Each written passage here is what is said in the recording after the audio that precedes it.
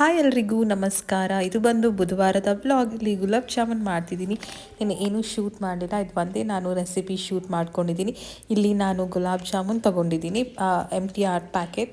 ಇಲ್ಲಿ ಎಷ್ಟು ಕಷ್ಟ ಆಗ್ತಾಯಿದೆ ನೋಡ್ಬೋದು ನೀವು. ಒಬ್ಬರೇ ಇದ್ದರೆ ಮನೆಯಲ್ಲಿ ಅಕ್ಕಿರನ ಎತ್ಕೊಂಡೇ ಮಾಡಬೇಕು. ಅವ್ರು ನಾನು ಕಿಚನಲ್ಲಿ ಅಡುಗೆ ಮಾಡ್ತಾರೆ, ಇಳಿಯೋದೇ ಇಲ್ಲ.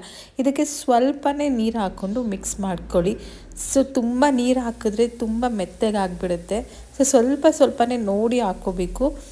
ತುಂಬಾ ಚೆನ್ನಾಗಿತ್ತು ಇಬ್ಬರು ಸೇರಿ ಗುಲಾಬ್ ಜಾಮೂನ್ ಮಾಡೋದು. ಆ್ಯಂಡ್ ಇಲ್ಲಿ ಸಕ್ಕರೆ ಪಾಕ ತಗೊಳ್ತಾ ಇದ್ದೀನಿ. ಇಲ್ಲಿ ನೀವು 1 ಲೋಟ ಸಕ್ಕರೆ ತಗೊಂಡ್ರೆ ಅದೇ ಅಳತೆ ಅಷ್ಟು ನೀರು ತಗೊಳ್ಬೇಕು. 2 ಏಲಕ್ಕಿ ಹಾಗೂ 2 ಡ್ರಾಪ್ಸ್ ನಾನು ಲೆಮನ್ ಹಾಕಿದ್ದೀನಿ, ಲೆಮನ್ ಜ್ಯೂಸ್.